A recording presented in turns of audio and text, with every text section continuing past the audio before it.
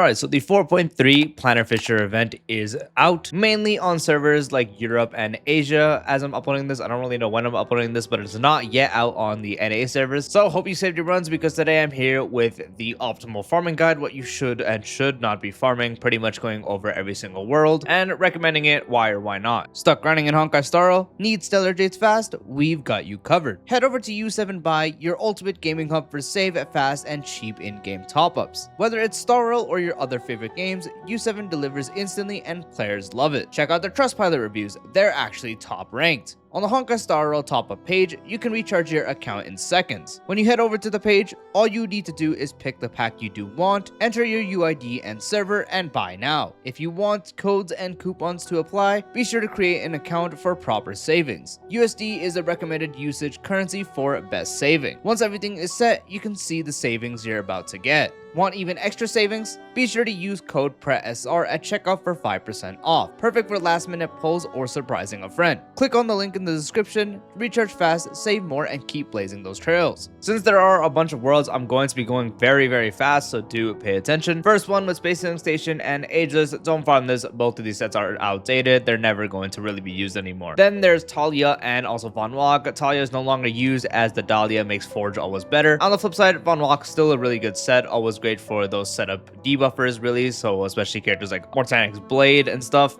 Still good, but I highly recommend just crafting it instead. A common reoccurring theme throughout this video is going to be really just picking one that has double the farming potential. Unfortunately, this world is not one of them, as Vonwacq is the only one, so you would just go ahead and craft it with relic remains. Then we have Pancosmic and Differentiator. Pancosmic, the only time you really use this is if you are running like a DPS welt. Otherwise, it's not used. This set is the worst set in the game, and probably the worst set I've seen in a gacha game, period. Generally don't know what they actually were thinking when they made this, so yeah, if you ever run this, maybe gachas are not for you. But yeah, don't farm this world. There's just no value. Then we have Belobog and Salsotto. Belobog sucks. No one really uses it anymore. And Salsotto, the set is somewhat usable. It's mainly on the ultimate characters that can use this. As for follow-up characters specifically, there is Duran. However, for the alt characters, there is some value, but it's only one value, so you would use Relic Remains. Then we have Rutilant and also Broken Keel. Rutilant is still good for people who use it with basic attack and skill damage.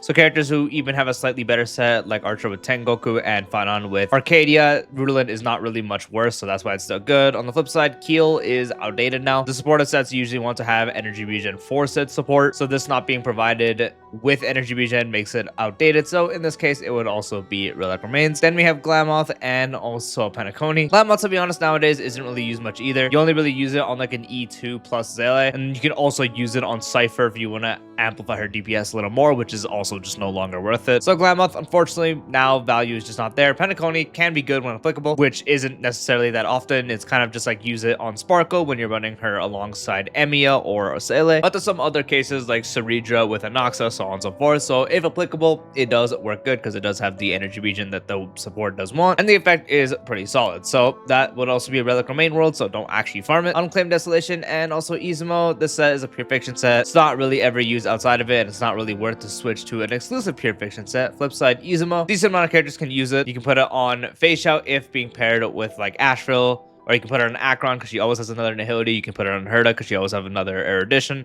Although I always thought this set wasn't really as great as people thought it was, since technically for Akron specifically, Salsotto would be better because it provides almost as much crit rate with more stuff. But if you really need Izumo for the full crit rate, it does provide. That's not Izumo, this is Izumo. Then you would just use Relic Remains, as this set, no one is really going to use it. Duran and Forge. So this is actually a really valuable world. Duran is best in slot for the follow-up DPS that can use it. If you have an E2 Mortanic's Blade, this is also his best in slot for DPS by a very small margin. For best Asheville damage, it's best on him as well. It's best on slot for Phase Shout. You can use it on the counter characters, so on and so forth. And then Forge is now just best in slot for every break related character. All the break DPS, you can put it on the Dahlia, put it on Fugue, especially because it also increases speed. Since the Dahlia is always able to implant the fire weakness, only time you'd use Talia over Forge is just if you didn't have Dahlia, which in that case you wouldn't be using Break. So if you have Break and follow-up characters, then this is one of the most valuable worlds. Otherwise, one or the other would be Relic Remains. Lushaka and Bananamusement. Lushaka probably still the most valuable supportive set in the game besides Vonwacq.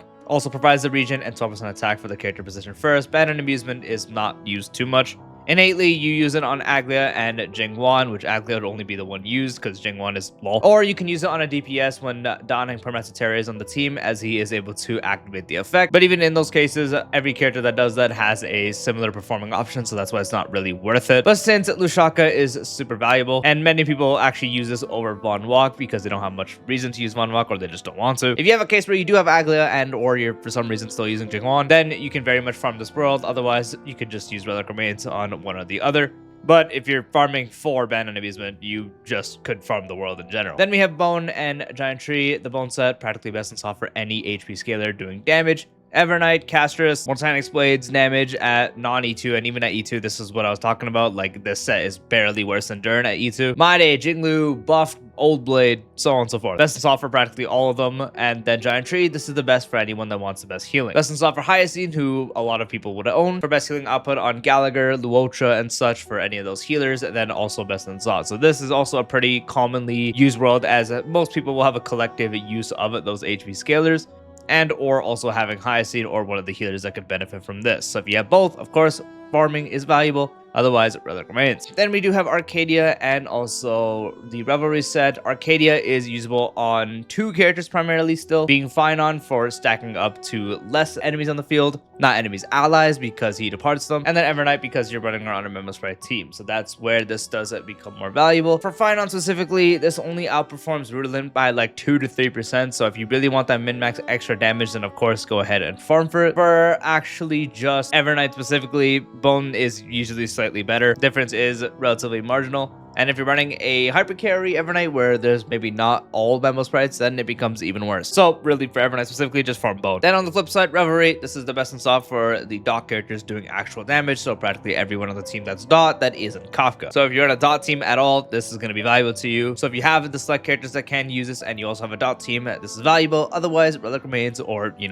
can just skip it. Then we have Amphoreous set and also the Tengoku set. The Amphoreous set is usually the best on just putting it on Cyrene, or you can also put it on the Remembrance Trailblazer. Those are the 2 characters that primarily use it. As a speed buff is nice, the extra crit rate for someone like Cyrene is also nice. So yeah, most people will have a select few, and then RMC was on everyone's account. As it does say, it doesn't stack, so if you're using a team with RMC and Cyrene, of course, just be sure one or the other has it. And then with Tengoku set, this is best in slot for anyone that can actually utilize it. So Archer is best in slot. You can also use it on IL Donning if you still use them for some reason. And also, of course, Sparksy.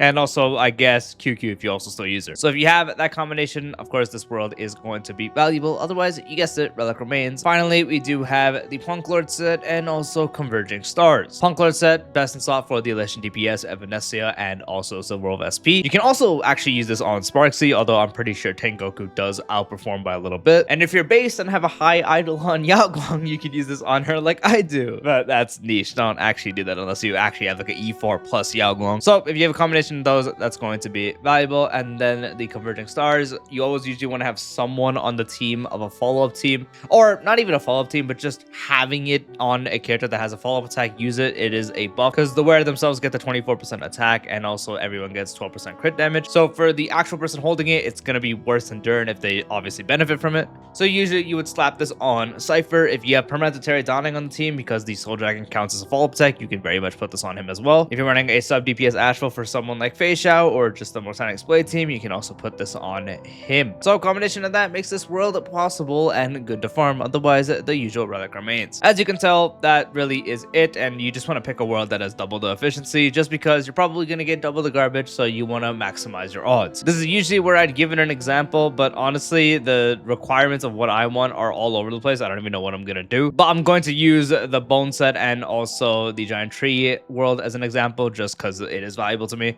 I have a lot of HP scalers. I have practically all the ones listed here. Not practically, I do have all the ones listed here. So this set is very valuable, and I can also get upgrades. Flip side, Giant Tree said I would love to get upgrades from my Hyacine. So this would be valuable as opposed to if I wanted just Vonwacq, and then I'd have to suffer complete garbage drops on Talia. So the better case would be pick a world where you have double the efficiency. And then if your main set that you want is on one, let's say Vonwacq, you could just use those Relic Remains and craft relic pieces from Vonwacq instead. That's how you do it efficiently. But that is the video. I do hope you found it helpful. If you did, dropping a like would be greatly appreciated. If you're new to the channel or haven't done so already, be sure to subscribe and turn on the bell icon for future videos like this, along with all the types of style content. And I'll see you later. Peace out.